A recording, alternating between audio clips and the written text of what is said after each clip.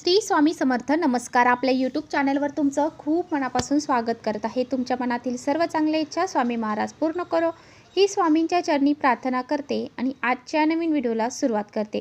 उद्या 12 आहे बुधवार, दिनांक आहे 12 नोव्हेंबर आणि या दिवशी आलेली आहे कालभैरव जयंती. तर ही कालभैरव जयंती जी आहे तर ती 11 नोव्हेंबरला सायंकाळी म्हणजे संध्याकाळी 11:08 होणार आहे. आणि या कालभैरव जयंतीची जी समाप्ती आहे 12 नोव्हेंबरला सकाळी 10:58 होणार आहे. उदय तिथीनुसार ही जी तिथी आहे तर ती 12 नोव्हेंबर रोजी साजरी करण्यात येणार आहे. त्यामुळे आपल्याला जे काही उपाय असतील, सेवा असतील तर त्या 12 नोव्हेंबर रोजीच करायच्या आहेत. कार्तिक महिन्यातील कृष्ण पक्षातील अष्टमी तिथीला कालभैरव जयंती साजरी केली जाते. तर पहा, ही जी कालभैरव जयंती आहे तर ती भगवान शिवशंकरांचा एक उग्र अवतार कालभैरव यांच्या नावाने साजरी केली जाते. भगवान शिवशंकरांचाच एक अवतार म्हणून ओळखले जाते. कालभैरव जयंतीची विधिवत पूजा करून या दिवशी काही प्रभावी सेवा जर आपण केल्या तर त्या व्यक्तीच्या जीवनामध्ये जे काही अडीअडचणी आहेत, नकारात्मकता आहे त्या दूर होतात आणि त्या व्यक्तीला अपेक्षित फळ प्राप्त होते आणि तांत्रिक शक्ती प्राप्त करण्यासाठी देखील हा दिवस अतिशय महत्त्वाचा मानला जातो. तसेच तुमच्या जीवनामध्ये जर कुणी अडथळे निर्माण करत असेल, म्हणजे तुमचा एखादा शत्रू आहे आणि तो तुमच्या जीवनात काही अडीअडचणी अडथळे निर्माण करत असेल तर तुम्ही जर या दिवशी कालभैरवाची पूजा केली तर तुमच्या शत्रूचा नाश होऊन जाईल. कालाष्टमीच्या दिवशी म्हणजेच कालभैरव जयंतीच्या दिवशी जर आपण कालभैरवांची पूजा केली तर भूतबाधा, जादूटोणा, नजरबाधा या गोष्टी ज्या आहेत, कामात येणारे अडथळे आहेत तर ते सुद्धा दूर होऊन जातात. आणि जर आपण या कालभैरव जयंतीच्या दिवशी काही सेवा, पूजा आणि उपाय जर केले तर आपल्या ज्या काही वाईट गोष्टी आहेत, ज्या काही वाईट गोष्टी घडत आहेत किंवा एखादा शत्रू असेल किंवा आपल्या घरामध्ये जर कोणी तांत्रिक क्रिया केली असेल किंवा तांत्रिक क्रिया करण्याचा प्रयत्न करत असेल तर त्यावरती आपल्या जो काही ह्या गोष्टी आपण जर पाळल्या, उपाय जर केले तर आपल्या घरावर कोणतीही तांत्रिक क्रिया होत नाही, शिवाय वाईटावर विजय होतो. आणि म्हणूनच आजच्या व्हिडिओमध्ये मी तुम्हाला अतिशय प्रभावशाली उपाय सांगणार आहे. आपल्याला या कालभैरव जयंतीच्या दिवशी सकाळीच असा हा एक दिवा लावायचा आहे. जर आपण सकाळीच कालभैरव जयंतीच्या दिवशी असा हा फक्त एक दिवा जर लावला तर जीवनातील सर्व शत्रूंचा नाश होईल. त्याचबरोबर कुटुंबावर कधीही वाईट संकट येणार नाही, अकाली मृत्यूचं भय राहणार नाही आणि भयभीत व्यक्तीसुद्धा भयमुक्त होईल. इतका हा प्रभावी उपाय आहे. हा उपाय कसा करायचा आहे, कोणता दिवा आपल्याला लावायचा आहे, कशा पद्धतीने लावायचा आहे याबद्दलची संपूर्ण माहिती आजच्या व्हिडिओत आपण बघणार आहोत.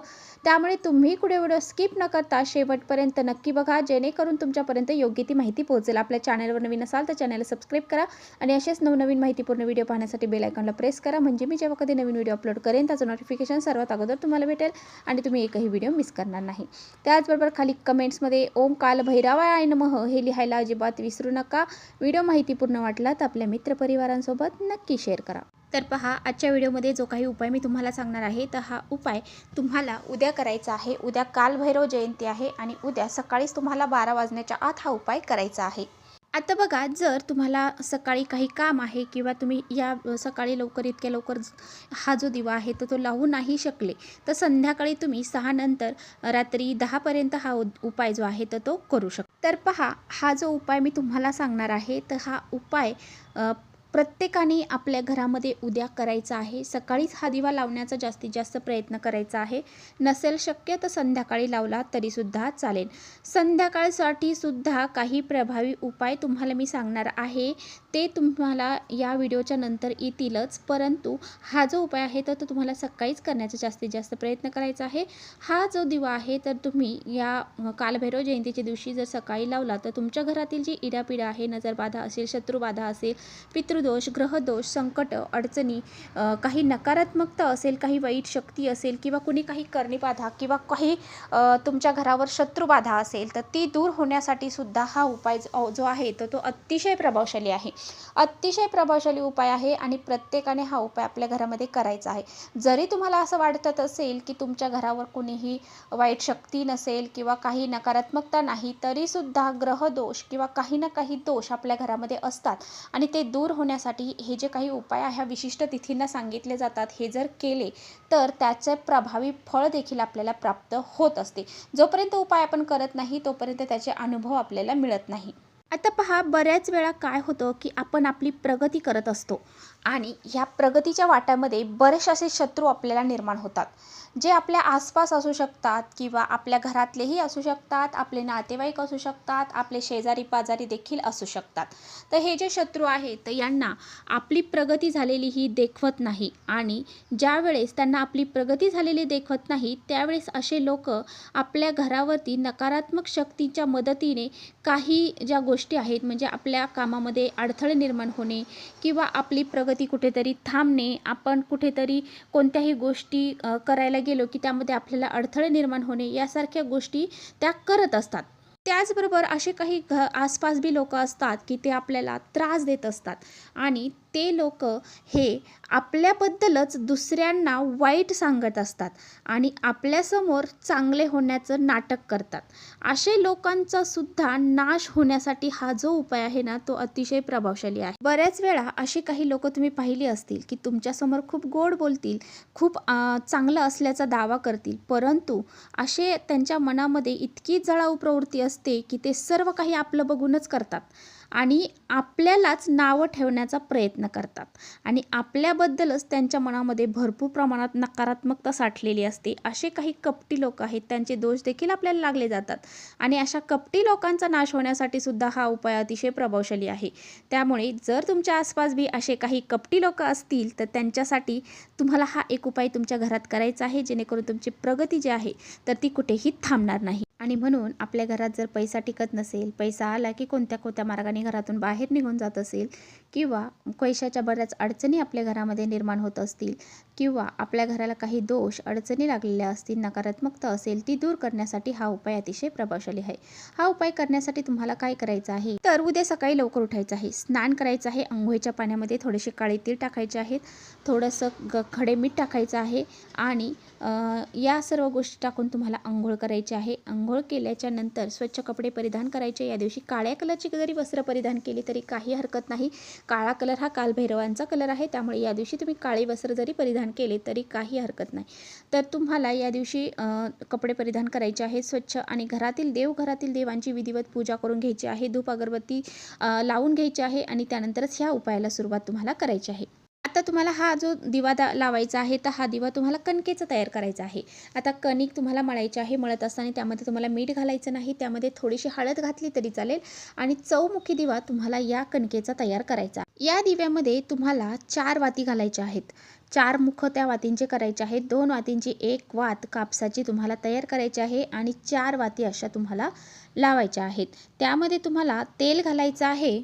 आता आपल्याला एक प्लेट घ्यायची आहे, त्यामध्ये त्या दिव्यामध्ये तुम्हाला मोहरीचं तेल घालायचं आहे. त्यानंतर तुम्हाला एक प्लेट घेऊन त्या प्लेटमध्ये हळदीच्या साहाय्याने एक स्वास्तिक काढायचं. स्वास्तिकवरती थोडेसे तांदूळ टाकायचे, त्यावरती हळद कुंकू अक्षता वाहायच्या आणि त्यानंतर हा दिवा त्यावरती ठेवायचा आहे. आता बऱ्याच वेळा काय होतं की बऱ्याच जणांकडे मोहरीचं तेल अवेलेबल नसतं, परंतु पहा असे काही उपाय असतात ना, त्यामध्ये आपल्याला मोहरीचं तेलच वापरायचं असतं. जर तुमच्याकडे नसेल तर तुम्ही जे तेल असेल ते वापरू शकता, परंतु त्यामध्ये तुम्हाला थोडीशी मोहरी जी आहे तर ती पिवळी मोहरी किंवा मग काळी मोहरी तुम्हाला त्यामध्ये थोडीशी टाकायची आहे. असा दिवा जो आहे तर तो तुमच्या देवघरासमोर तुम्हाला प्रज्वलित करायचा आहे. आता दिवा प्रज्वलित केल्यानंतर तुम्हाला काय करायचं आहे, 11 अखंड काळे तीळ असतात पहा, ते तुम्हाला घ्यायचे आहेत. आता म्हणू नका की काळे तीळ आमच्याकडे नाही, तुम्हाला काळे तीळ घ्यायचेच आहेत. त्यानंतर तुम्हाला उडदाचे दाणे जे आहेत काळे उडीद ते सुद्धा 11 घ्यायचे आहेत. आता तुम्हाला ओम काल भैरवाय नमः हा मंत्र म्हणत एक काळा तीळ आणि एक काळा उडीद एका हातात घ्यायचा आहे, उजव्या हातात घ्यायचा आणि हा मंत्र म्हणायचा आणि तो दिव्यामध्ये तुम्हाला टाकायचा आहे. परत दुसरा काळा तीळ आणि दुसरा उडीद जो आहे तो घ्यायचा, परत ओम काल भैरवाय नमः म्हणत तुम्हाला तो त्या दिव्यामध्ये टाकायचा आहे. असं 11 जे आहेत आपण घेतलेले ते 11 वेळा म्हणायचा मंत्र आणि 11 दाणे जे आहेत तर ते तुम्हाला त्या दिव्यामध्ये टाकायचे आहेत. आता आता हे झाल्यानंतर तुम्हाला काय करायचं आहे, तर तुम्हाला त्या दिव्याला हळद, कुंकू, अक्षदा अर्पण करायचे आहे, धूप अगरबत्ती ओवाळायची आहे आणि तिथेच बसून तुम्हाला 11 वेळा कालभैरव अष्टकमचं पठण करायचं आहे. कालभैरव अष्टकमचं पठण जर तुम्हाला करणं शक्य नसेल तर यूट्यूबला लावून द्यायचं आणि ते श्रवण जरी केलं तरीसुद्धा चालेल. पण तो कालभैरव अष्टकम हे आपल्या घरामध्ये उद्या वाजलंच पाहिजे, म्हणजेच त्याचा जे ध्वनी आहे तो आपल्या घरामध्ये गुंजला पाहिजे. आता ज्या घरामध्ये हे कालभैरव अष्टकमचं पठण केलं जातं किंवा श्रवण केलं जातं त्या घरातील सर्व इडापिडा, बाधा, बाधा असेल, नजरदोष असेल, काही संकट, विघ्न असतील ते सुद्धा दूर होऊन जातात.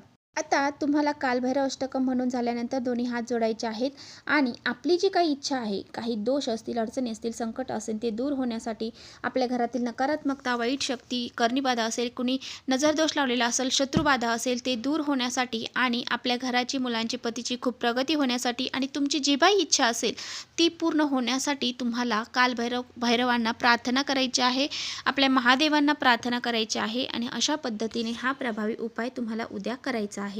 आता ही सेवा करून झाल्यानंतर तुम्हाला हा दिवा उचलायचा आहे आणि तुमच्या घराजवळ जर बेलाचं झाड असेल तर बेलाच्या झाडाखाली नेऊन लावायचा आहे.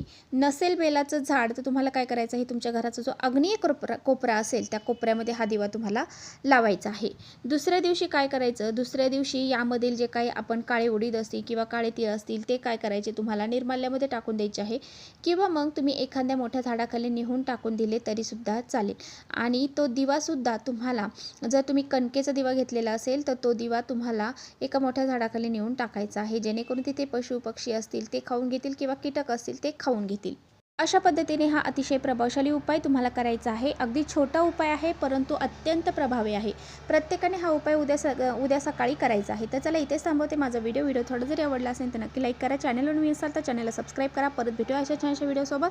तोपर्यंत श्री स्वामी समर्थ.